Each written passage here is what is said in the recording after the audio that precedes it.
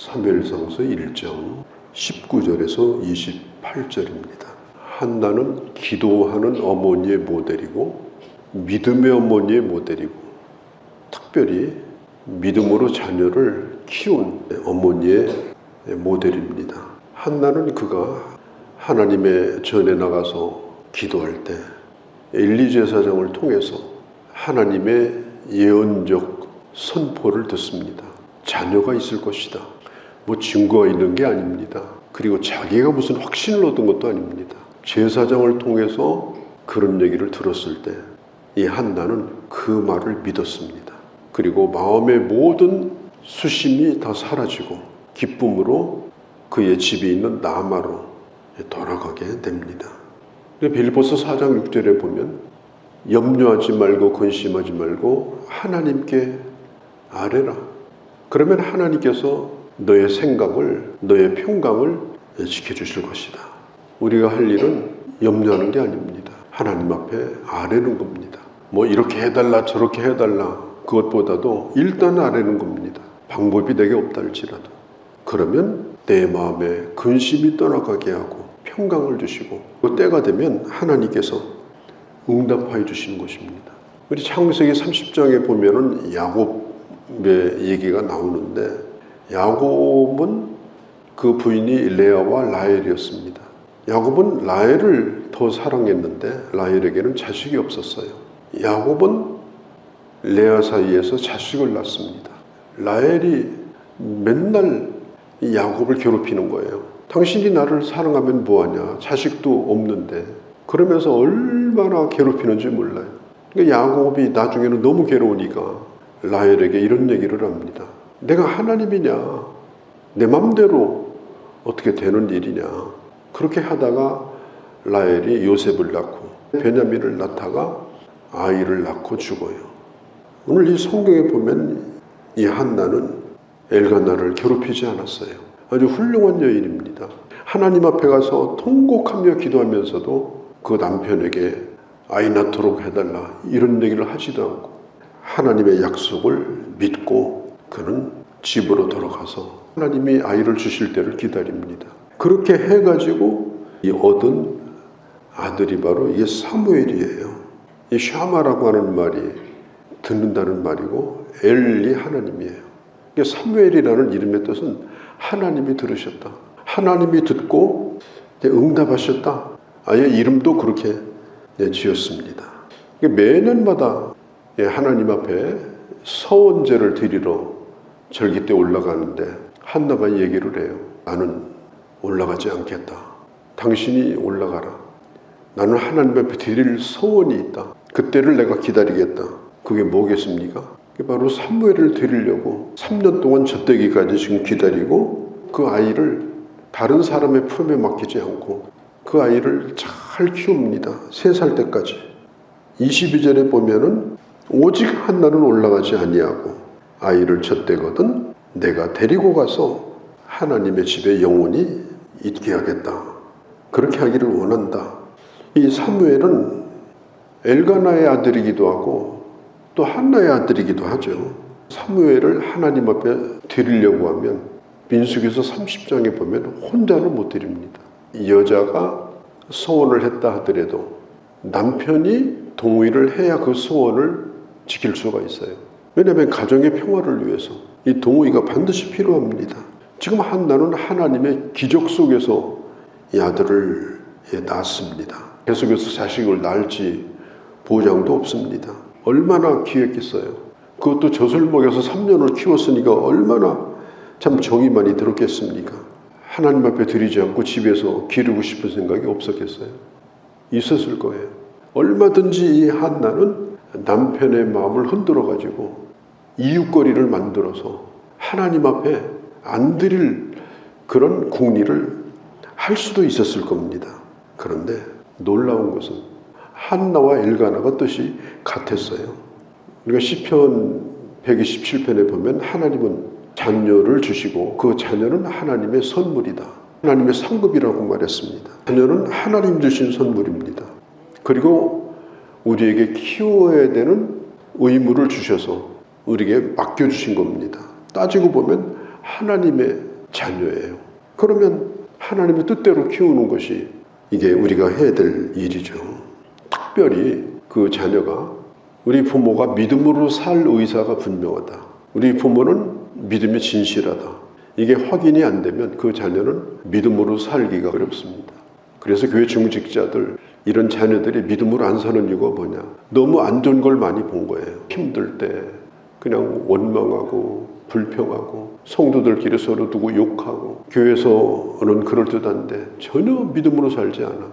자식이 그걸 오래도록 봐와요. 그리고 독립할 때는 안 믿겠다고 교회를 떠나는 사람들이 많습니다. 이게 아주 심각한 문제예요. 창세기 22장에 보면은 하나님께서 아브라함에게 말씀해요. 이삭을 바쳐라. 뭘로 바치느냐? 제물로 바쳐라. 죽은 아들이 아니에요. 산 아들을 제물로 바쳐라. 이건 있을 수 없는 일이죠. 나중에 모리아산으로 올라가는 도중에 이삭이 그걸 알게 됩니다. 처음에는 말하지 않았어요. 이삭이 아버지의 뜻을 알았어요. 근데 아버지가 집에서부터 칼을 갈고 장작을 패고 그리고 자기를 데리고 올라가는 모든 과정을 처음부터 본 거예요. 너무나 뜻이 단호하고 하나님의 뜻을 따르려고 하는 그런 진심이 있었기 때문에 이삭은 자기가 죽을지라도 자기 아버지 뜻을 거스릴 수가 없었어요. 이게 매우 중요합니다. 부모가 하나님의 뜻을 따를 그 분명한 태도를 좋을 때만 갖는 것이 아니고 아예 처음부터 그런 태도를 가지고 일관되게 살아오면 그 자식은 믿음으로 살게 돼 있습니다. 그런데 파도 타는 믿음을 가지면요, 이제는 내가 예수를 믿어야 될지 그건 우리 아버지와 어머니하고 상관없이 내가 결정을 해야 되는 그런 갈등을 느끼게 되는 거예요. 그 이삭이 그래서 아버지 아브라함의 믿음을 본받은 겁니다.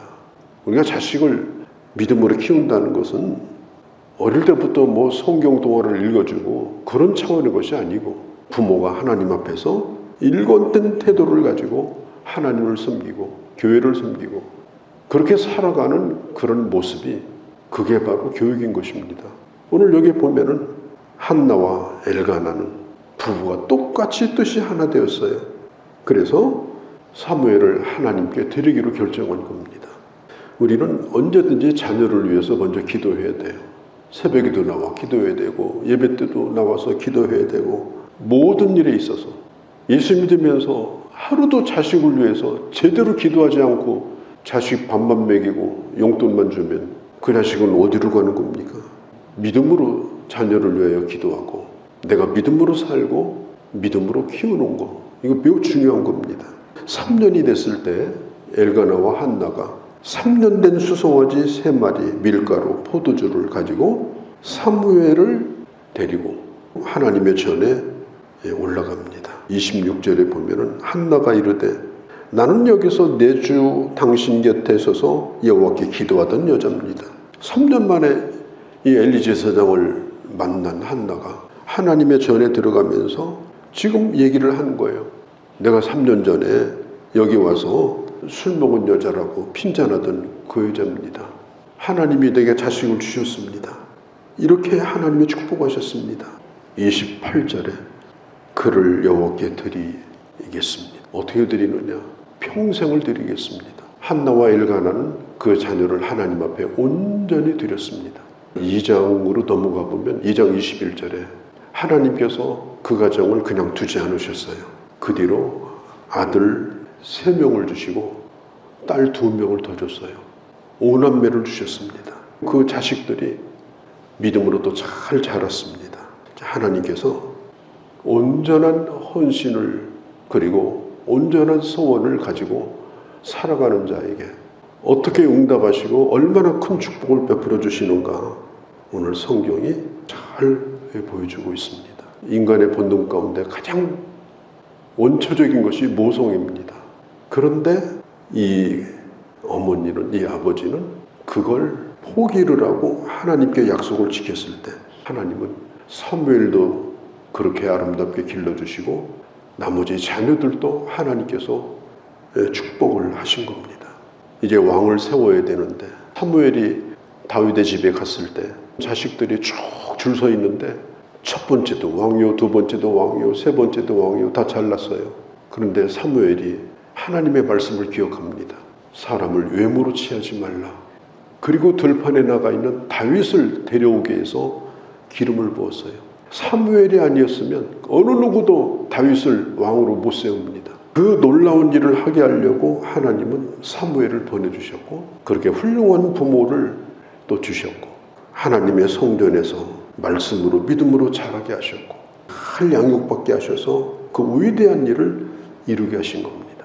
그러니까 자녀뿐이겠습니까?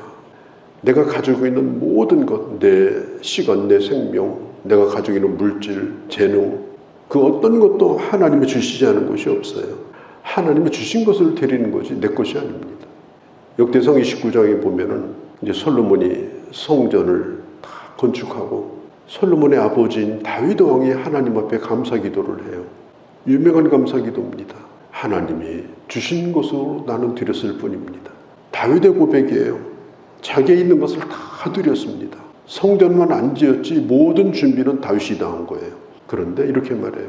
하나님이 주신 것으로 했을 뿐입니다. 우리는 어떤 헌신을 한다 하더라도 그것은 하나님이 주신 것으로 하는 거지 내 것으로 하는 게 아닙니다.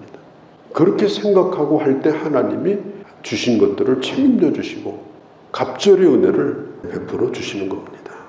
이런 사무엘 같은 인물이 나와야 교회도 살고 나라도 삽니다.